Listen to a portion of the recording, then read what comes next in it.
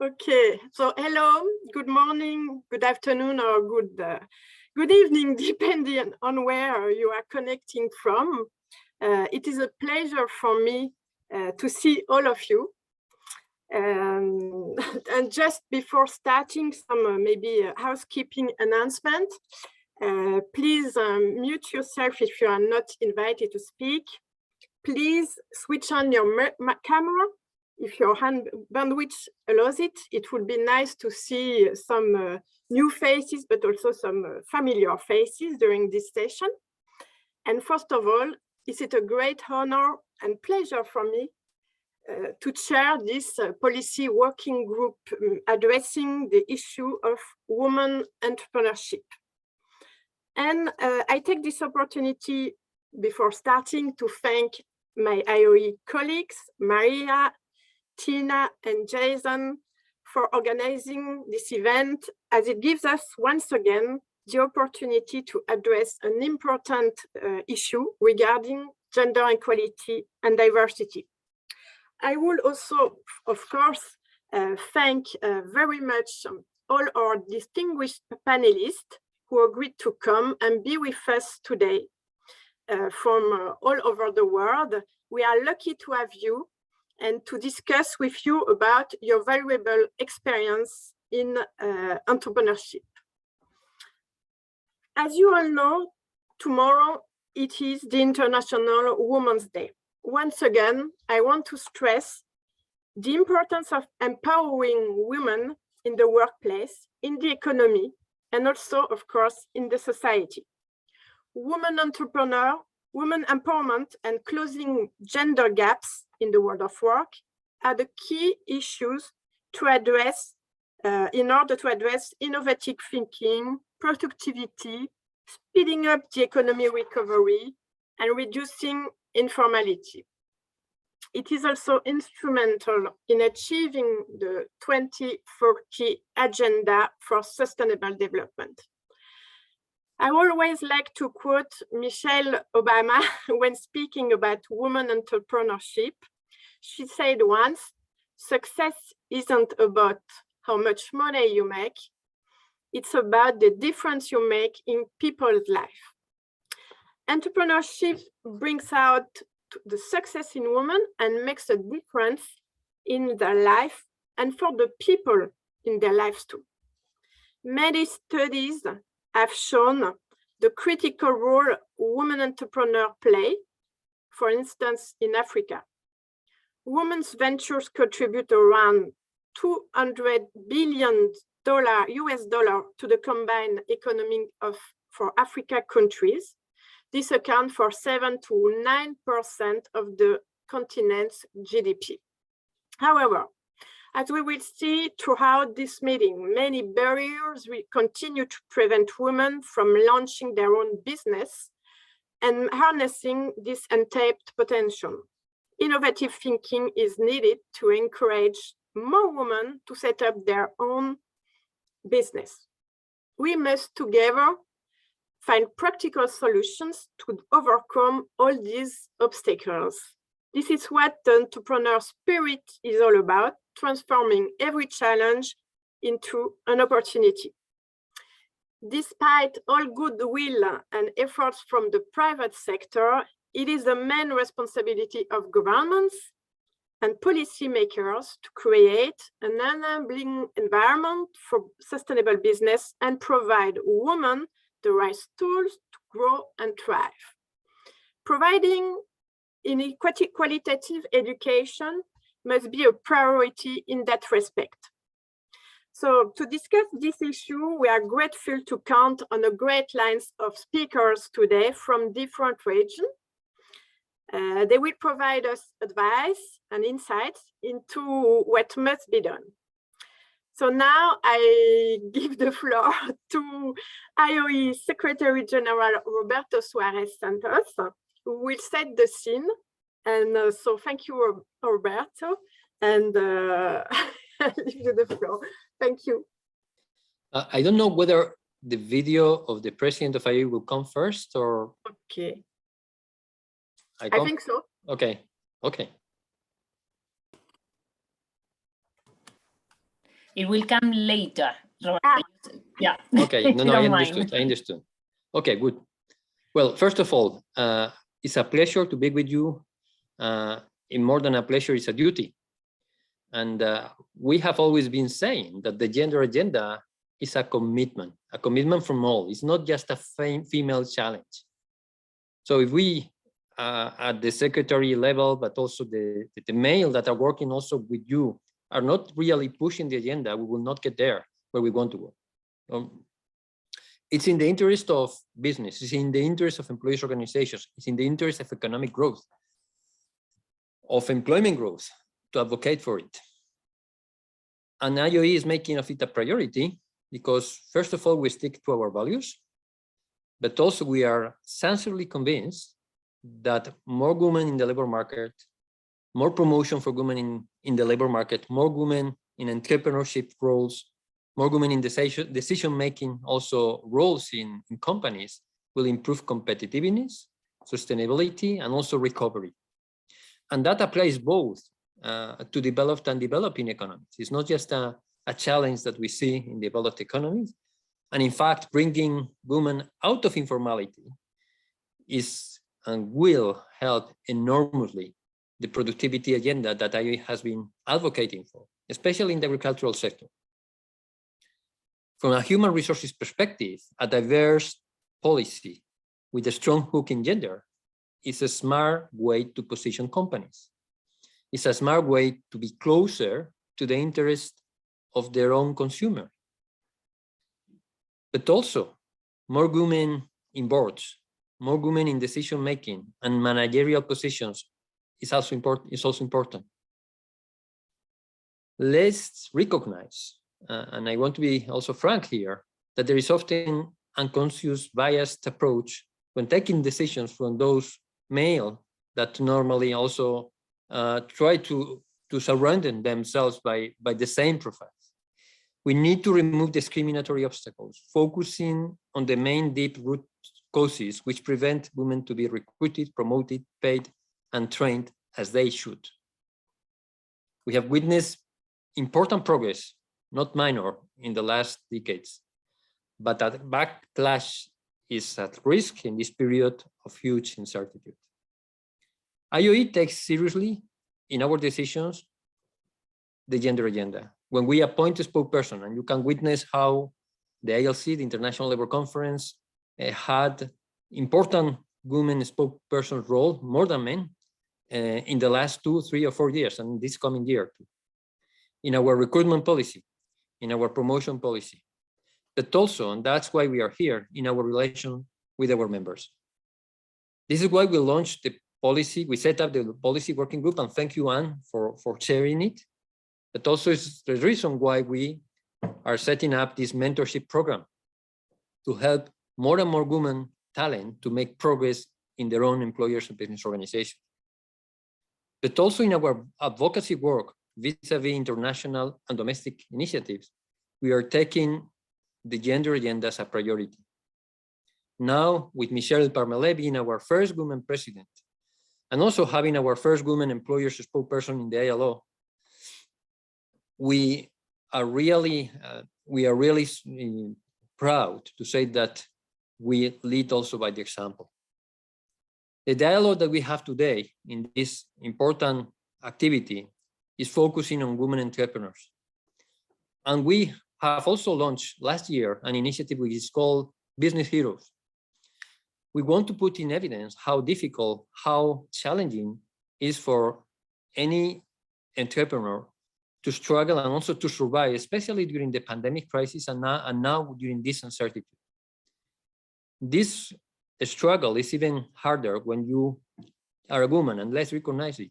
Limitation to access to economic opportunities, access to care services, which are so important, access to finance, access to business networks, access to information is even harder when you are a woman. The COVID-19 pandemic has stressed how important it is for political and labor market systems to recover also with an important gender agenda. This is even more problematic when we witness also that the environment also to do business is far away from what is desirable in many countries of the world.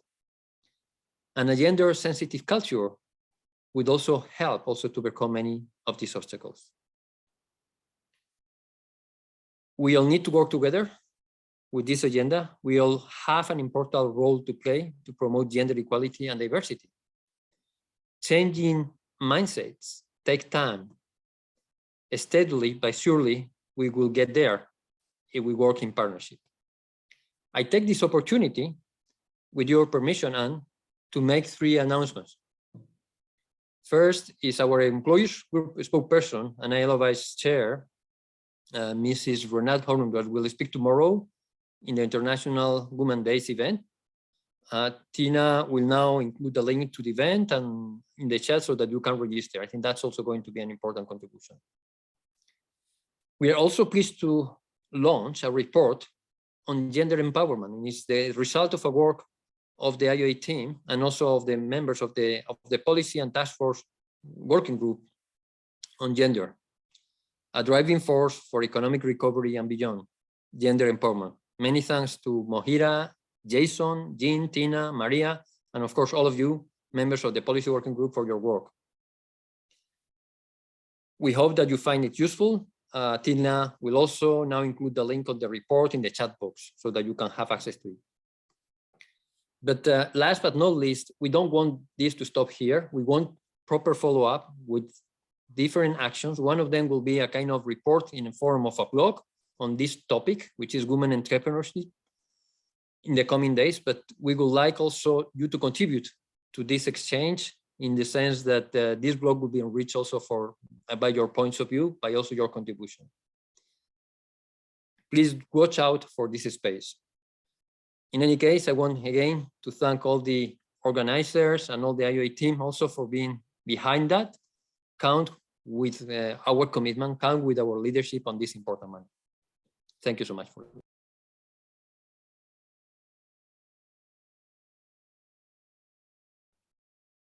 Thank you, Roberto. And I think that now we will have the video.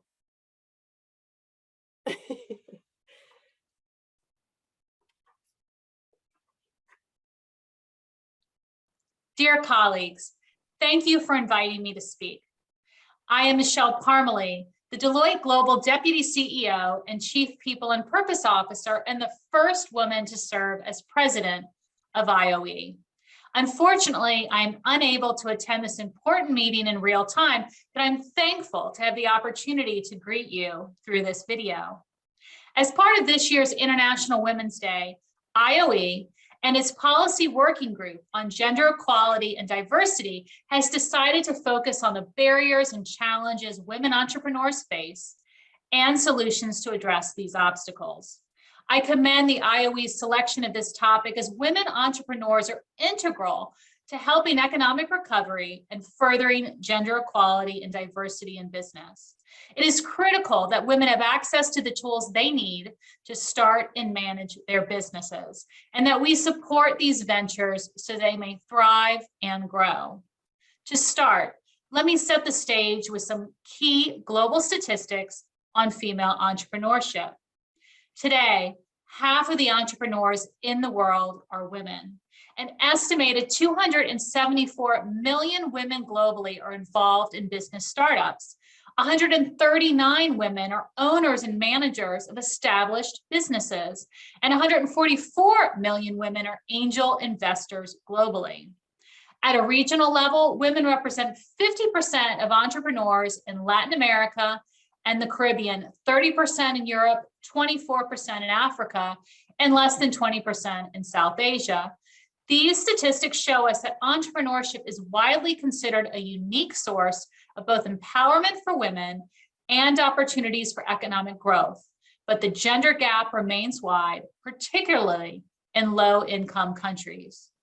Too many women entrepreneurs today are still struggling to overcome challenges their male counterparts rarely encounter, such as gender bias, stereotypes, and discrimination, but also institutional factors, including financial exclusion, the global gender gap in education, and legal rights disparities. To give you a striking example, research from the Women's Workplace Equality Index shows that 104 countries restrict the kind of jobs women can hold and have discriminatory laws that prevent 2.75 billion women worldwide from working in mining, energy, agriculture, and other industries. In addition, socio-cultural impediments such as social expectations, lack of capital, support, and business networks, or hidden barriers such as informality, skills gaps, and less access to business networking opportunities are also key obstacles. These existing structural issues perpetuate the policy gaps on gender equality and diversity, but most importantly, they limit the economic potential and vitality women can bring to society through entrepreneurship. This is a global problem we must tackle through collective action. Entrepreneurship is an essential driver of societal health and wealth and an engine for economic growth. It promotes the essential innovation required to pursue new opportunities, promote productivity, create employment, and address some of society's greatest challenges, such as the UN Sustainable Development Goals or the economic shockwave created by the COVID-19 pandemic. And so when the entrepreneurial spirit is combined with women's potential to innovate and create, it leads to positive effects for the entire society. We know from Deloitte's 2021 Women at Work research that the COVID-19 pandemic continues to have devastating and disproportionate impacts on the lives and careers of women who are in employment. But many women entrepreneurs have successfully adapted to the disruptions and new market realities caused by the COVID-19 pandemic and have been making significant contributions to the global economic recovery.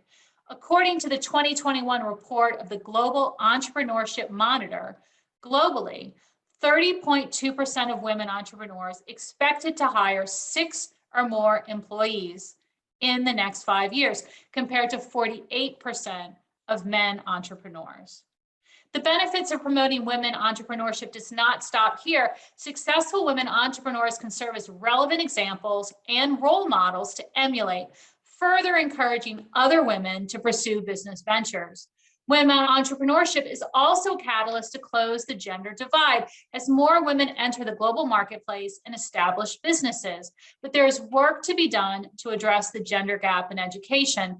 Evidence shows that a positive correlation between the number of years of schooling and the capacity to start more sophisticated and sustainable businesses, meaning equal access to qualitative education, training, and lifelong learning is critical for fostering female entrepreneurship. Or to say it in the words of Melinda Gates, what I learned from talking to so many women around the world, if you can empower them with the right things, the right tools, they can lift up their family, and that ultimately lifts up their community and their society. To address the issue of legal rights disparities, governments and policymakers must act to enable a fair legal and policy environment that can foster women entrepreneurship. Ultimately, so far, government action to promote women entrepreneurship remains a low priority, and the impact of such action has mitigated results. An evaluation of public procurement policies in OECD member countries found that only 24% of them have a policy on women's business enterprises. This slow progress leaves great room for improvement.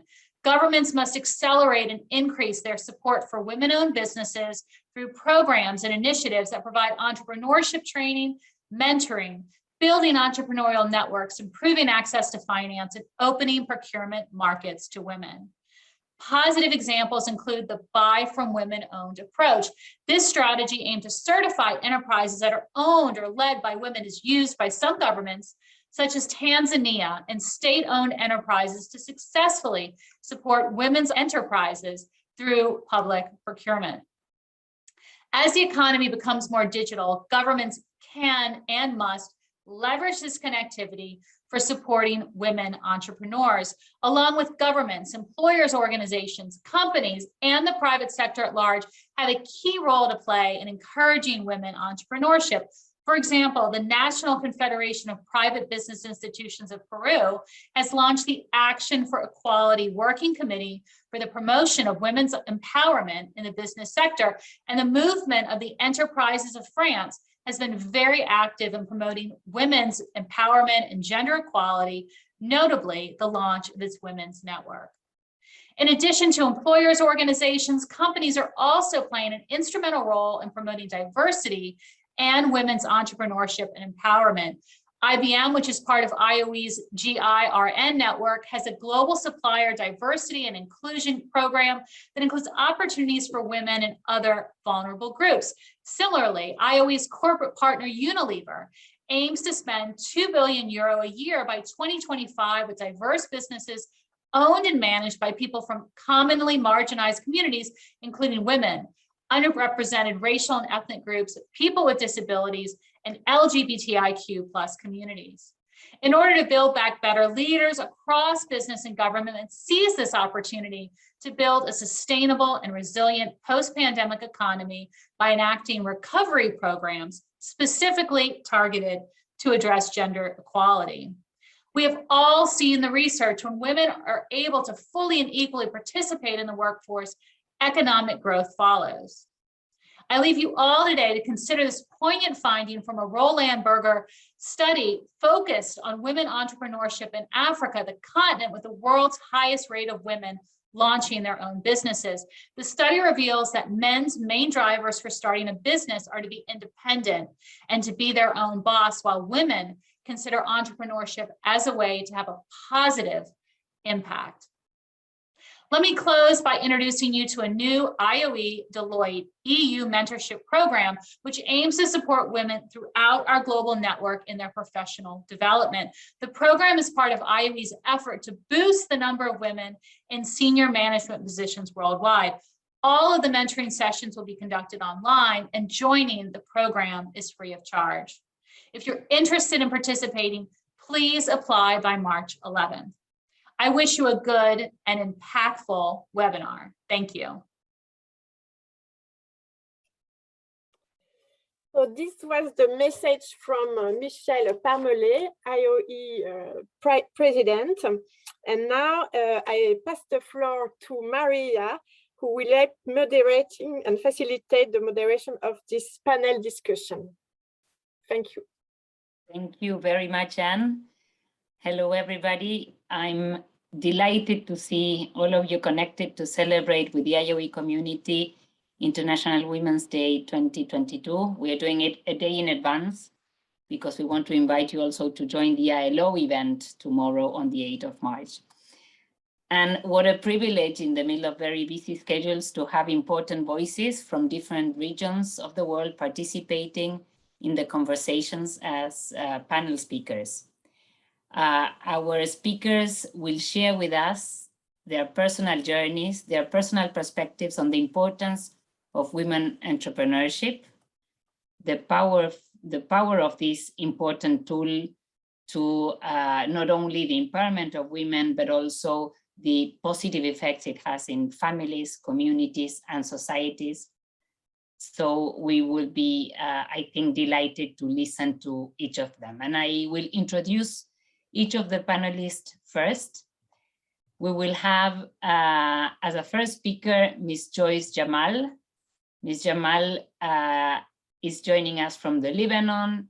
She is the first Lebanese woman elected as a board member in the Association of Lebanese Industrialists, and is also the CEO of Ojamco Packaging Industry, a Lebanese company active in the printing and packaging industry.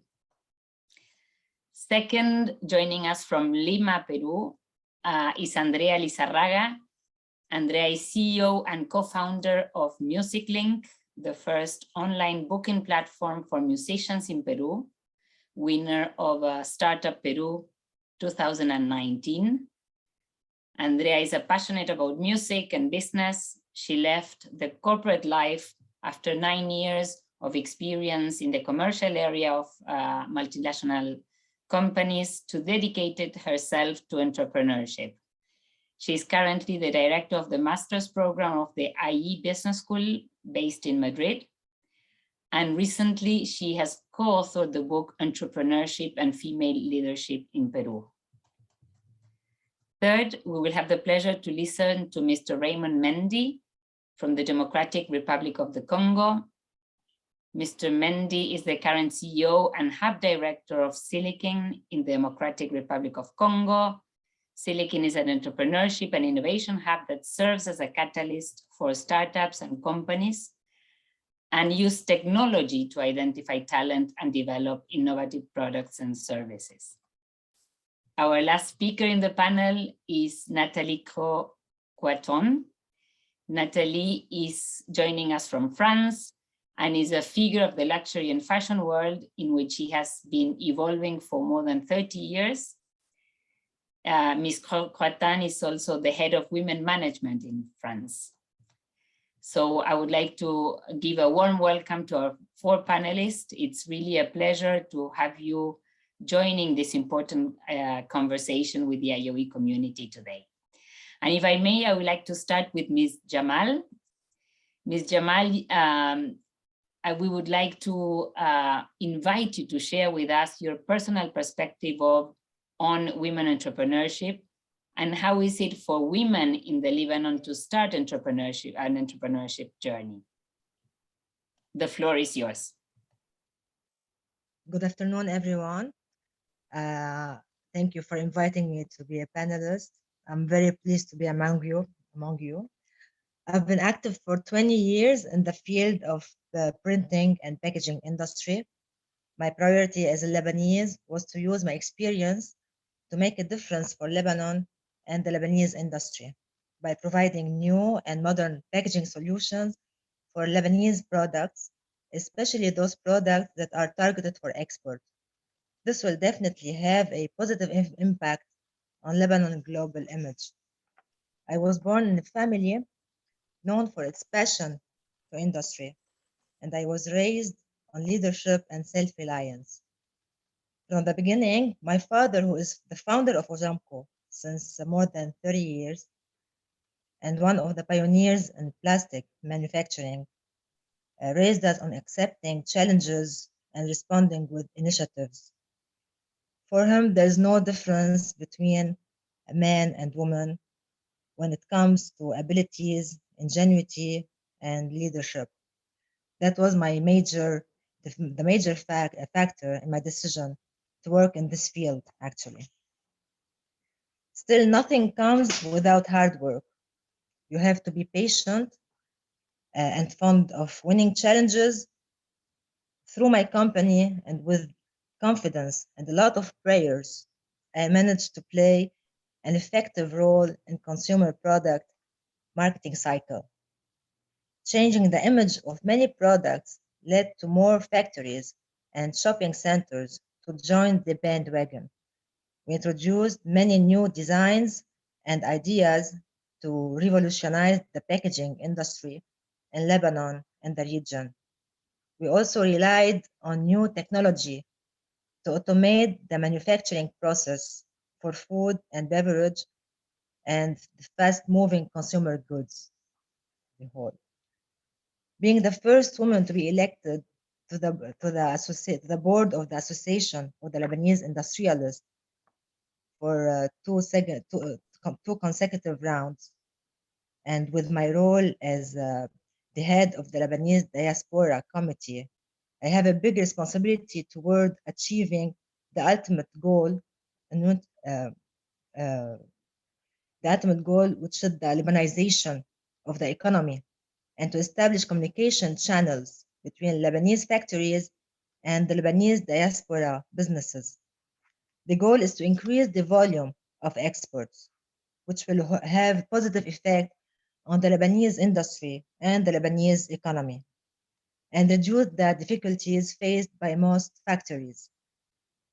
Actually, in Lebanon, the industrial environment does not differentiate between men and women. And Ali, the Association of the Lebanese Industrialists, believes that every industrialist is a future successful project regardless of gender. At the end, I want to convey this message to all women and especially industrialists. You have all the rights to achieve your ambitions. Be strong with a leadership mentality. Set your goal to be success. Accept and win challenges because you are creative and you are always looking for progress. You deserve to win. Thank you so much for having me. That was a big pleasure for me. Thank you. And happy Women's Day for everyone. Thank you very much, Ms. Jamal, for this inspiring presentation. The importance of education at home and this motivation coming from early years on self-reliance, on leadership, to be able to take up the challenge and be able to, with the necessary confidence, to entrepreneur, to start a business, to have impact also in the industry. You were explaining us, the effect that with all your hard work you had in the industry all around the country. So thank you very, very much. Especially in the men's world, which is the industry as a whole. Exactly, in an industry that is very much male dominated. Absolutely. Thank you. Before I turn to Andrea, is there any question coming from participants to Ms. Jamal?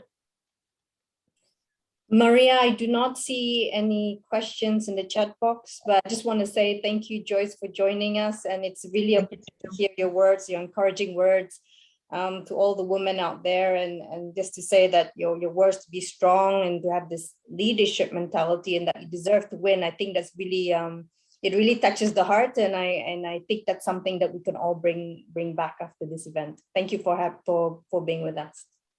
Thanks a lot, Agustina. Thanks for everyone. Absolutely. Thank you, Tina.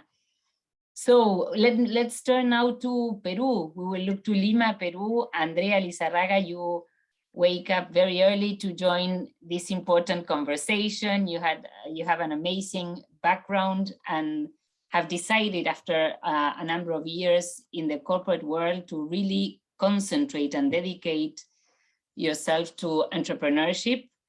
You co-founded Music Link.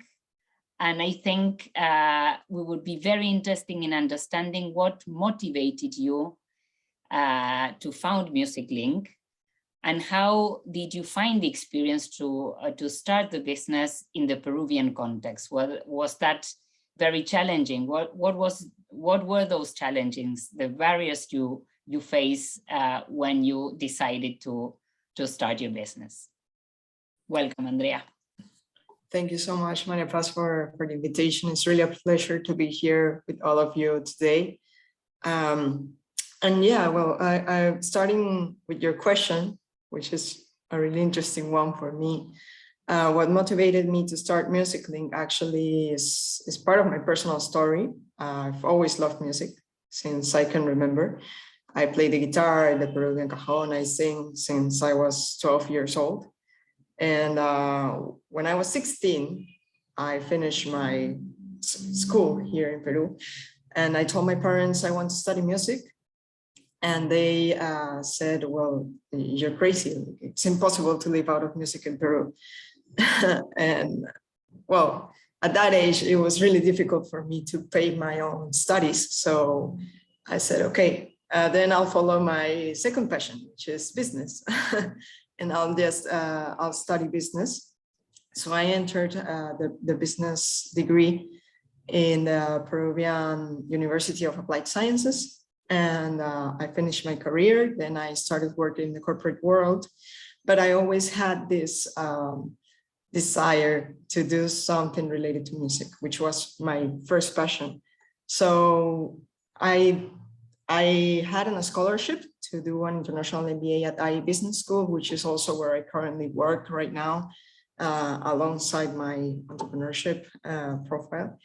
And well, here I started this idea, this crazy idea of making it possible for people like me who had the dream to live out of music to actually do so, especially in third world countries like Peru.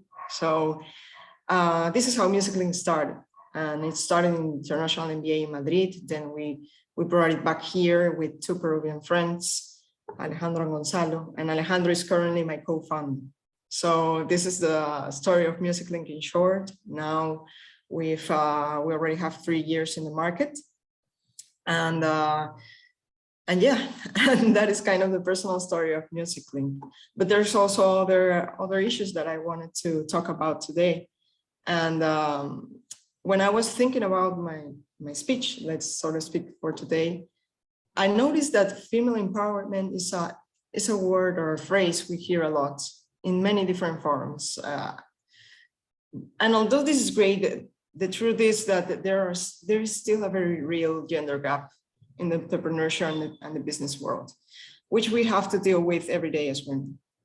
And as you know, I'm from Latin America, and Latin America has been identified as the region with the highest percentage of female entrepreneurship in the world, and with a very important participation of women between the age of 45 and 64 years old, according to the Global Entrepreneurship Monitors report of 2021. And this report also tells us that the 10 countries with the highest percentage of female entrepreneurs are Angola, Chile, Colombia, Brazil, Canada, the United States, India, Argentina, Spain, and France.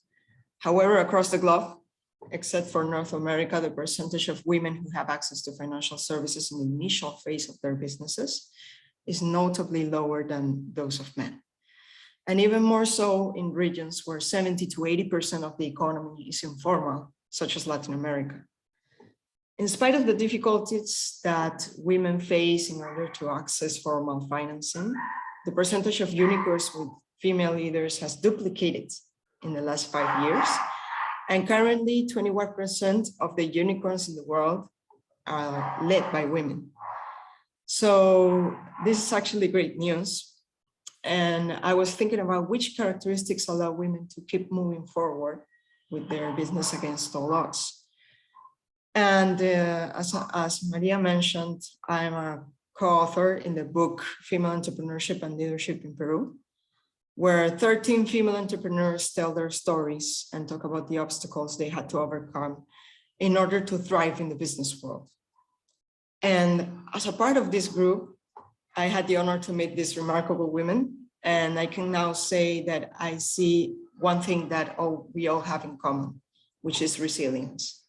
And as entrepreneurs, we had to really persevere in our mission and learn to adapt to different kinds of situations in order to overcome difficulties and keep moving forward with our businesses. Like I mentioned, well, personally, I started my first business when I was 21 years old. It was actually a restaurant here in Peru. And now I already have 10 years in the beautiful and challenging world of entrepreneurship. My current business, like Maria mentioned, MusicLink, has become the first online marketplace for emerging musicians in Peru. And soon we hope to kickstart an international growth to other Latin American countries such as Mexico and Colombia, where we already have important allies. My co-founder and I started this project in 2010, and so far we've organized more than 180 events with more than 200 musicians from different genres. Looking back, it's really amazing to see all that we've managed to accomplish. I almost can't believe it. Of course, we had to overcome many obstacles on the way. One of them, which was totally unexpected, was the pandemic. And being part of the entertainment industry and the cultural sector, we were one of the most affected here. And I think this sector was affected all over the world. And the concerts, as we knew them, were no longer a possibility. So we had to adapt and reinvent. So we became pioneers in the organization of online events. We organized the first online independent talent festival in Peru, which was called the MusicLink Fest. And the audience really liked being able to connect with the artists, even if it was through streaming platforms or Zoom. So we ended up making 3 editions of this festival, which grouped a total of 30 very talented artists that otherwise didn't have any work at that time. And in this way, we turned adversity into an opportunity. And currently we are reactivating face-to-face concerts and events again.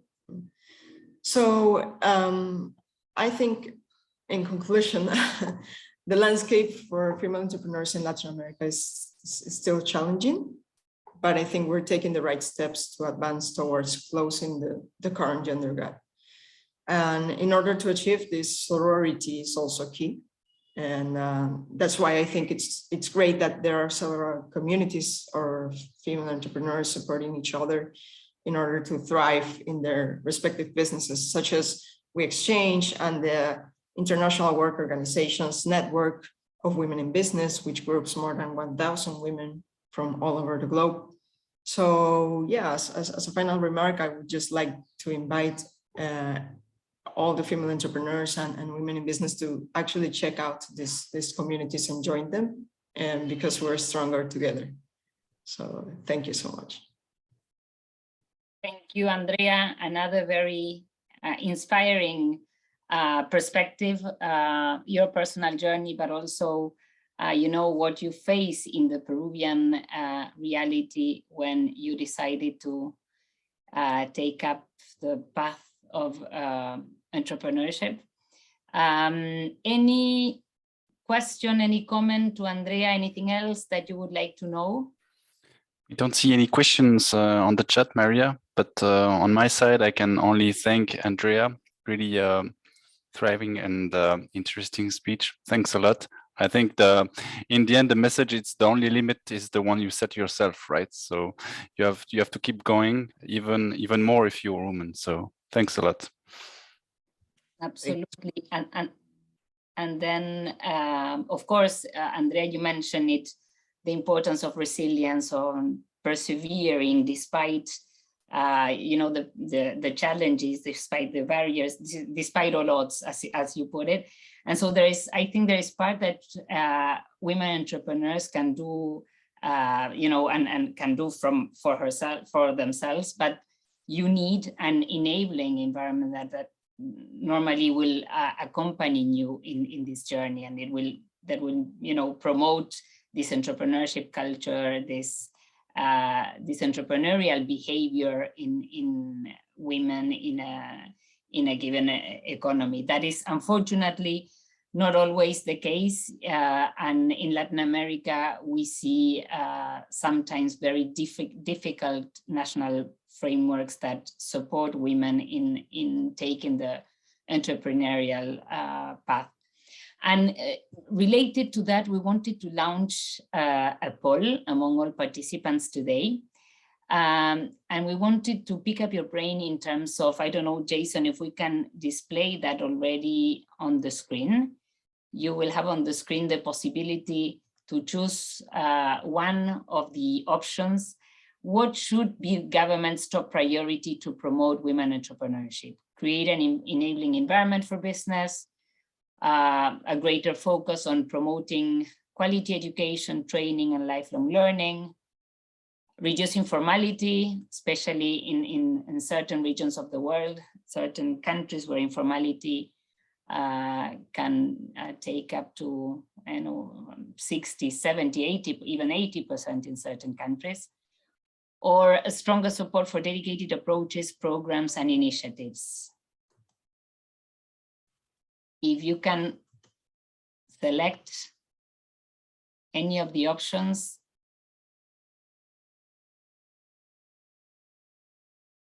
Jason, I'm in your hands when it comes to the results of the poll.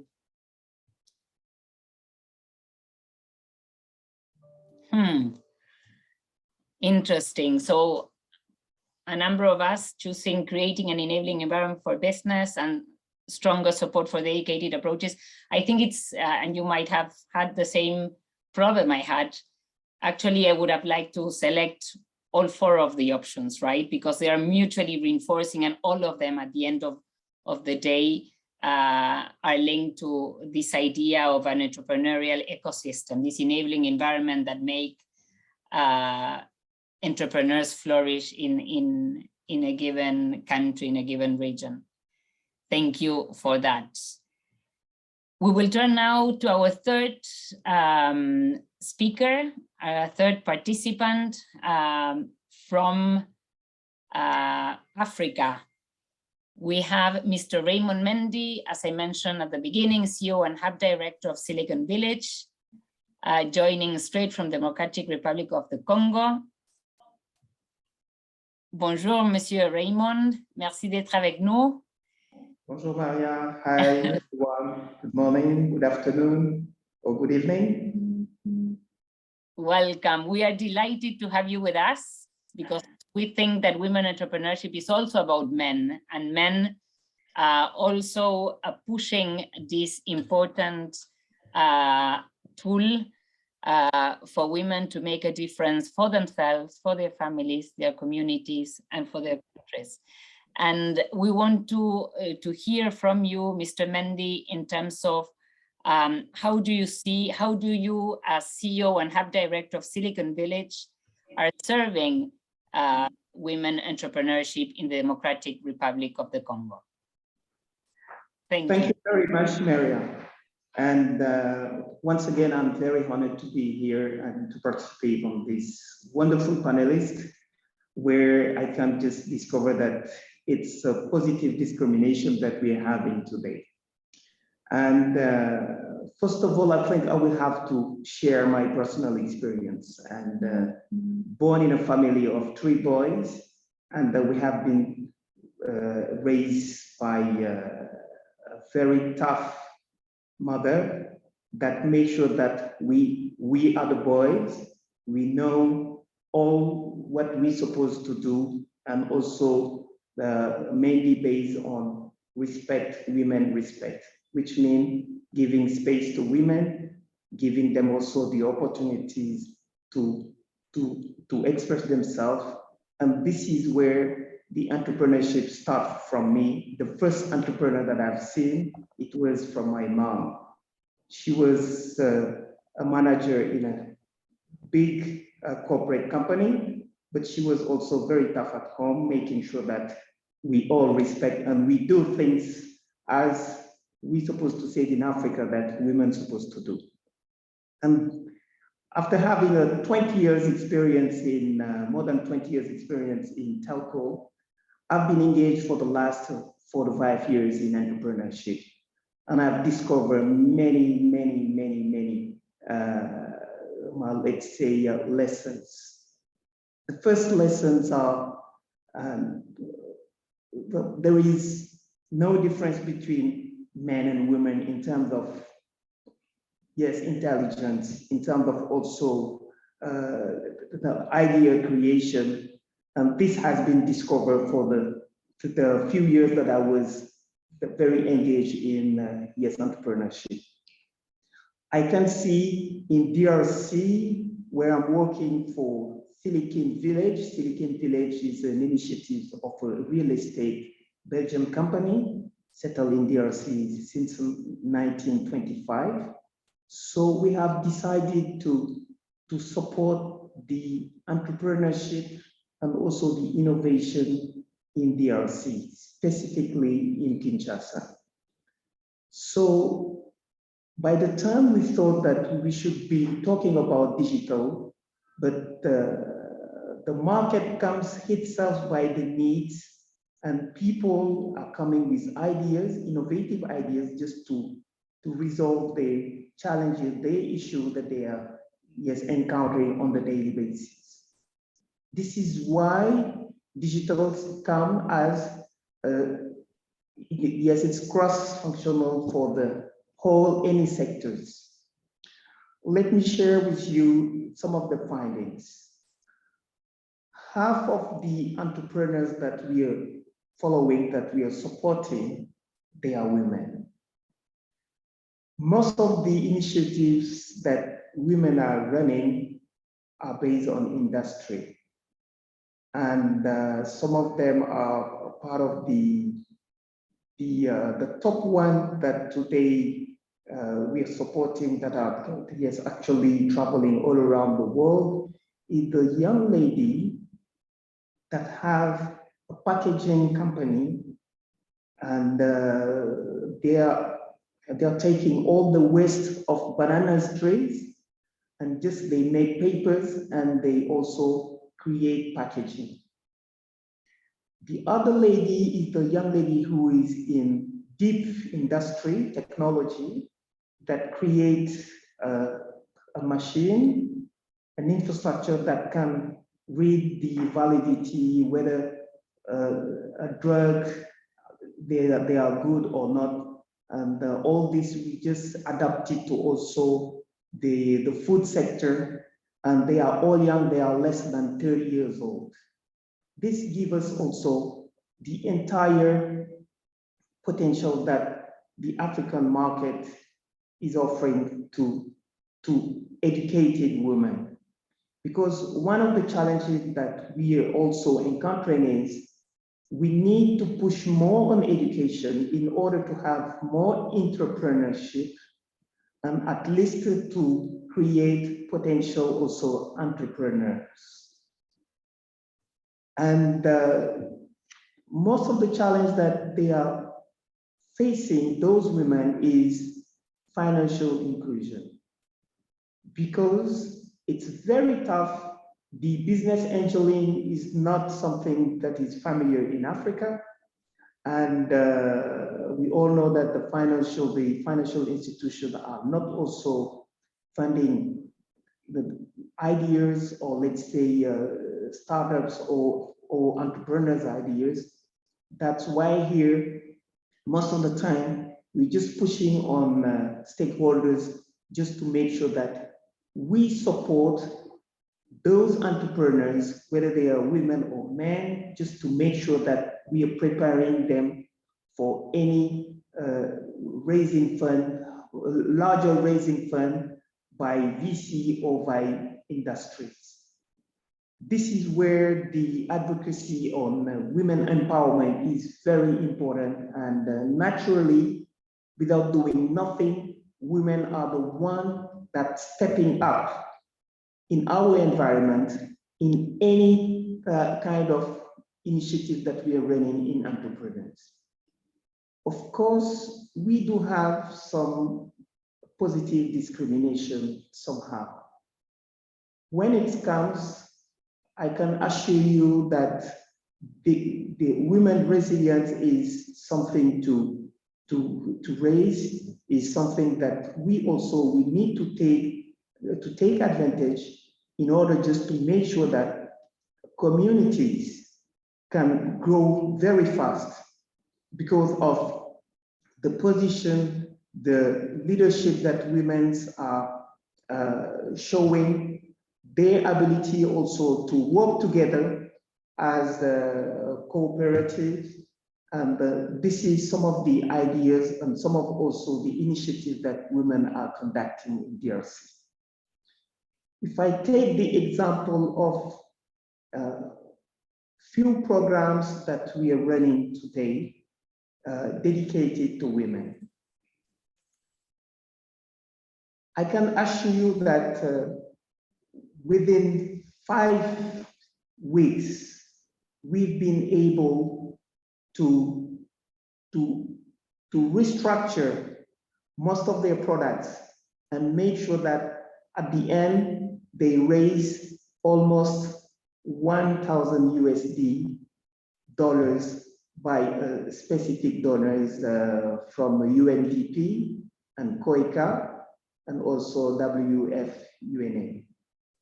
And if I can just say a few more words, is just we should make sure that in this environment that we're providing proper mentorship to women specifically, but in general to all entrepreneurs, just to make sure that the mentorship is provided, because this is what is missing in our environment, where we have too much informal businesses. But if we want to transform them to formal businesses, at the end of the day, somebody needs to pay that mentorship. Somebody needs to cover that first funding.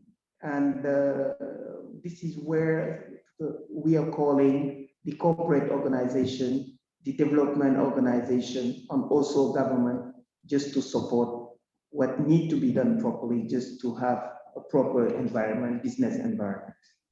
Thank you very much. Thank you very much, Mr. Mendy. impressive what you're telling us, that through these programs that you have put together, you manage to help women restructure their products, their businesses, and become stronger and with more positive results.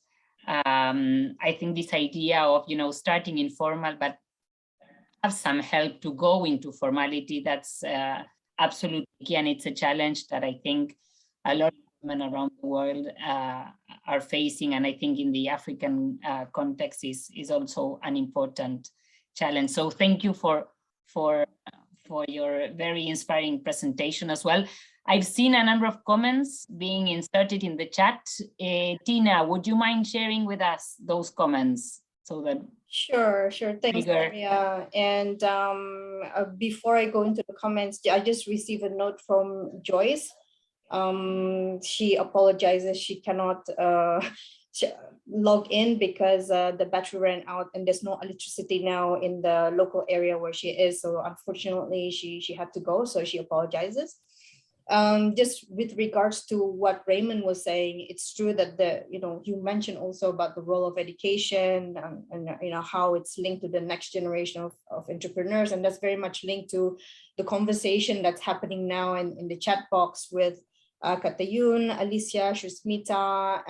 There are a lot of comments here with regards to the enabling environment is key, it's got a. Once you have this enabling environment in general, then the private sector will provide the rest of the options. And women can be educated and out of informality. But in order to do that, they need to be able to reach the entrepreneurial goals. And it can be frustrating and limiting without these opportunities. Shusmita made a good point about, it's really important for women, especially to better understand and learn about financial management and the process of funding. And I think I would agree with her because I think this is an important skill to have. And with this, you'll be able to access more economic opportunities and a bigger business network.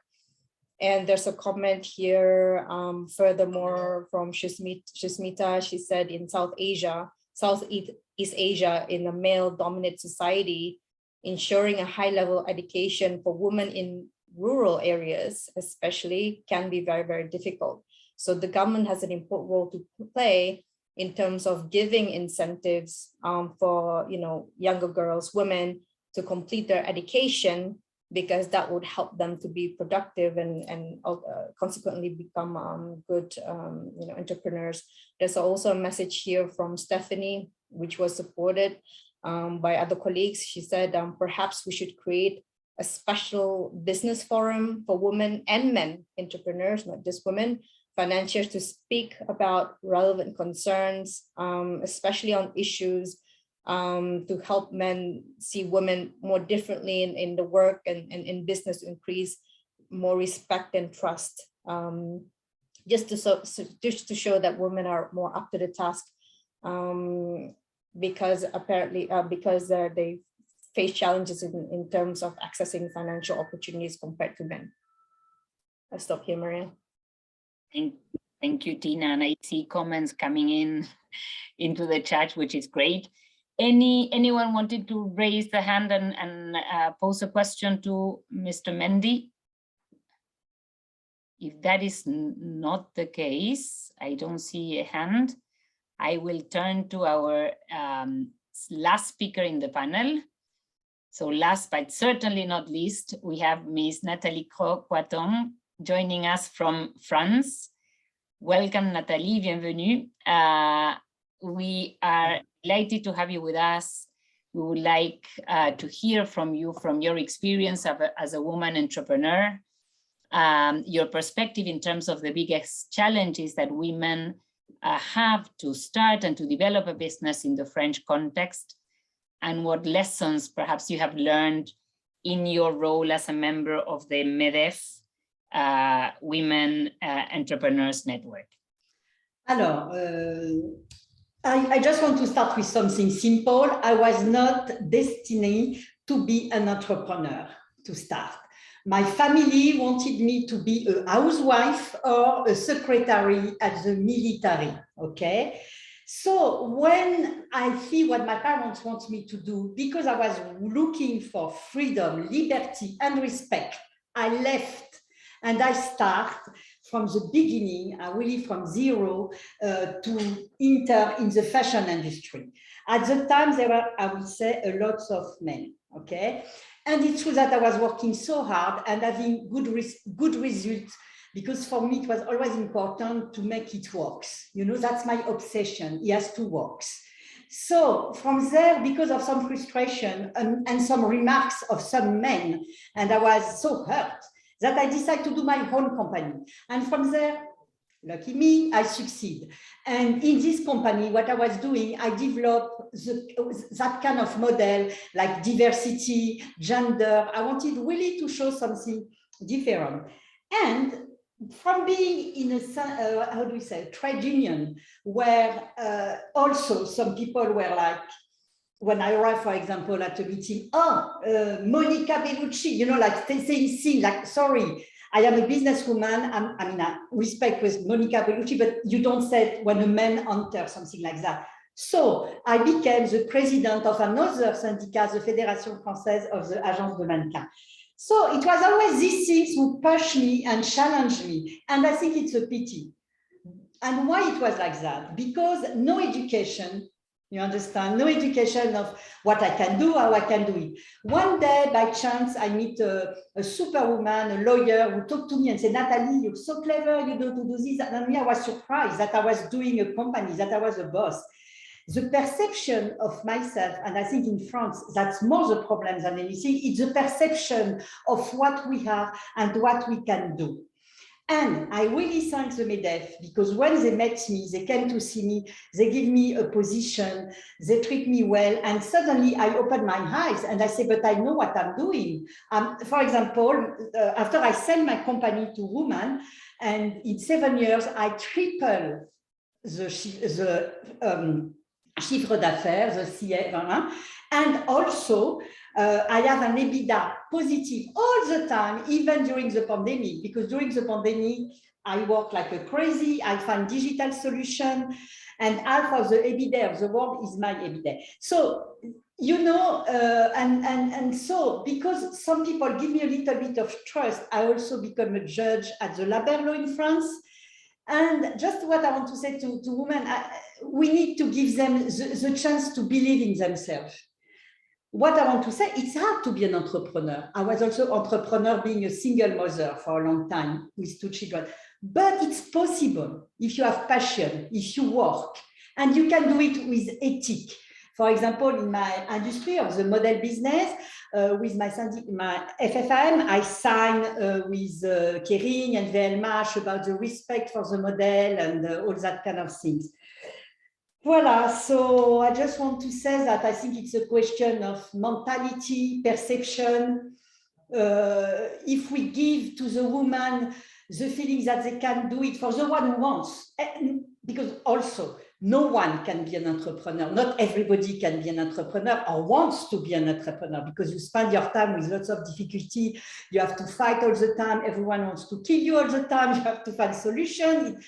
You have to love problems. I love problems and I love to find solutions. But I think that for women, we need just to give them the possibility of believing in themselves. And after, from there, to have, as you say, some institution who can help them on all this, as you say, financial point, juridic point, etc., etc.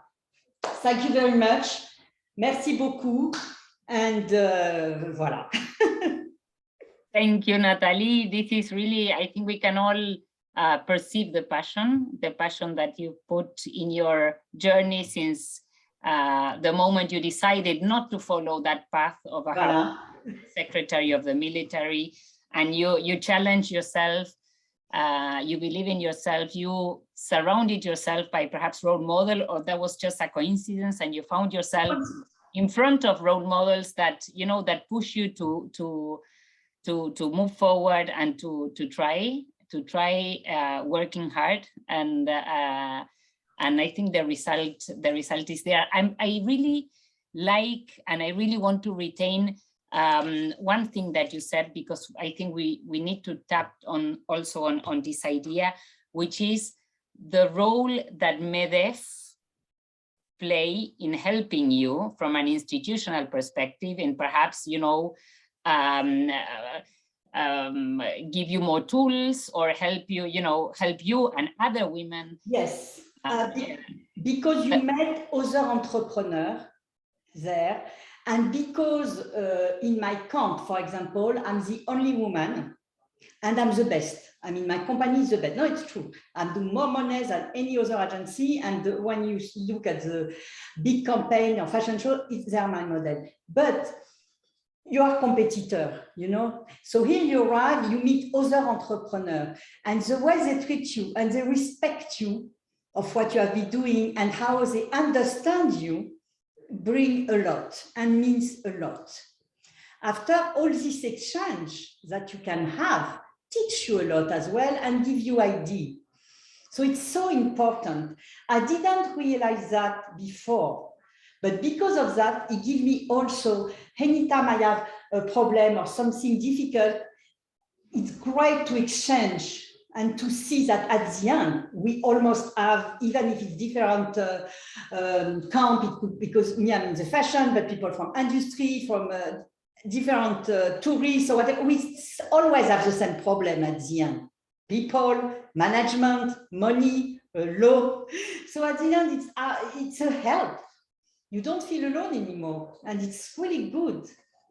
Excellent. And this idea of working in a network environment, understanding other women that are, you know, facing challenges or that can share with you, learn that can, you know, feed into your business or, you know, the ideas that you have. And so I think it's also an opportunity to highlight the important key role that employer organizations, in the case of France, with this Women Entrepreneurs Network, but many other employer organizations around the world in the different regions that are also creating these spaces to bring women entrepreneurs together, you know, because you learn from each other, but it's also a great space for employer organizations in their lobby efforts with governments to create that enabling environment that we have been referring to since the beginning, you know, to listen from you firsthand. This is what is impacting women entrepreneurs in France.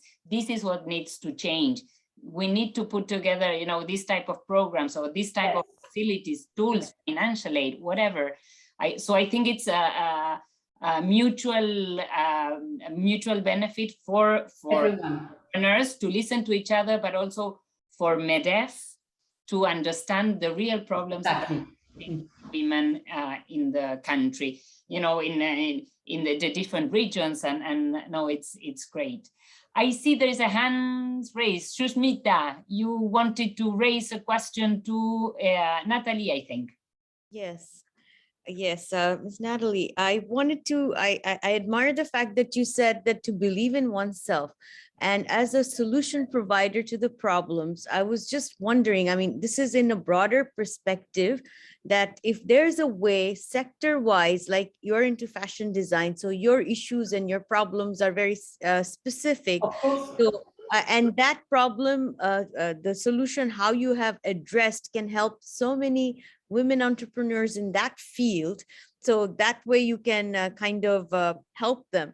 So across maybe all over the world, sector-wise, if we could have this sort of solution providing forum where there could be exchanges of these issues and problems. So how do you think this might help? I think it would really help all of us, like across and irrespective of the countries, because a lot of things, maybe 80% would be very similar, don't you think? I completely agree with you. And it will be wonderful to share and to help, because I think that also, for example, I have my own problems, but in each world, it's different culture, so it's also other problems. But for example, yesterday, because the chance I have in my industry, I represent models all over the world. So I'm working with people all over the world. And for example, yesterday I received someone from Nigeria who explained me all this problem and how he can do to develop in different countries the fashion because it's very new. And we are exchanging about taking models from and how he can take them and what he should do because he was doing everything, she was doing everything completely wrong. So I said, no, you don't have to invest in this, you have to, so there is something of solidarity will naturally come. And for example, in my company, I have 50 salary, and my director are 80% women, and they are coming from, help people coming from the, they don't have special education, So for me, it's important to give what to share and to give, and of course it will be great to share and to help. Well, I like to help. I don't know what did I respond to your question or? Yes, you did. Okay, because sometimes I'm so enthusiastic that I can go a little bit everywhere. But for example, I have an interview the other time where they asked me why we don't have lots of models coming from people from Arabia, for example. It's because the culture. For example, I have a lot, what I'm fighting for now, I have lots of models who are transgender. They did cover of Vogue, so voilà, I'm lucky because in my camp, I see the world and I see lots of people, minority, or, and we help them. I mean, we do what we can. Excellent. Thank you, Natalie, for your enthusiasm. Susmita, for your question. Any other question to Natalie, to Raymond, to Andrea that is still connected? I don't see in the chat, at least, Maria, any questions. Okay. So what I would like is to invite participants to take part in a second and last poll. And this poll has to do with digital technology and how this can provide a good resource, good benefits to women that want to start a business. So we have identified 6 possible answers, and I will let you pick the answer that you think what is the greatest benefit that digital tools and technology could provide to women who want to start a business.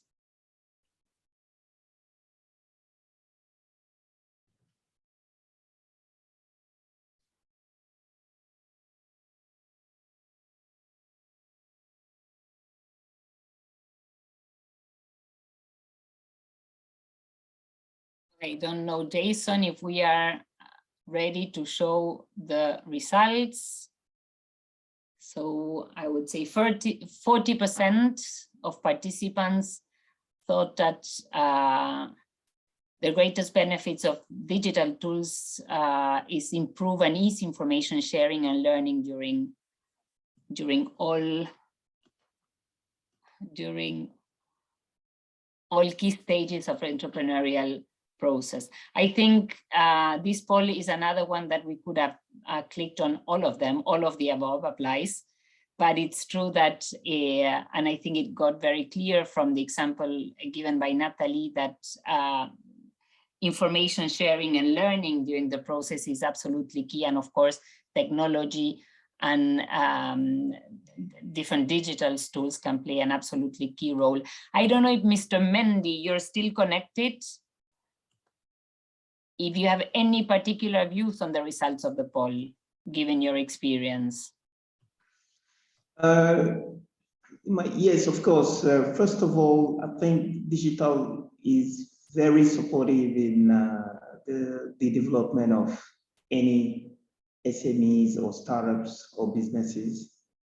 And today, what we have seen, it's just help to outreach new market and customers. If you take a country like DRC is a huge country and located within 2 to 3 time zones. So people living in Kinshasa, they they can live for their whole life without moving to the East area in Goma. That's why digital just helped them to connect with new markets, customers, and also partners. And above all, it's just providing also, yes, information, but it's really helped and ease the process to gain market share. Thank you, Raymond. Absolutely. Any other views on the results of the poll from your personal experience? If that is not the, I see none. I don't know, Jason, Agustina, am I missing something? No, you don't. Okay, if that is not the case, I think it's about time for me to thank the 4 distinguished panelists for your inspirational presentations.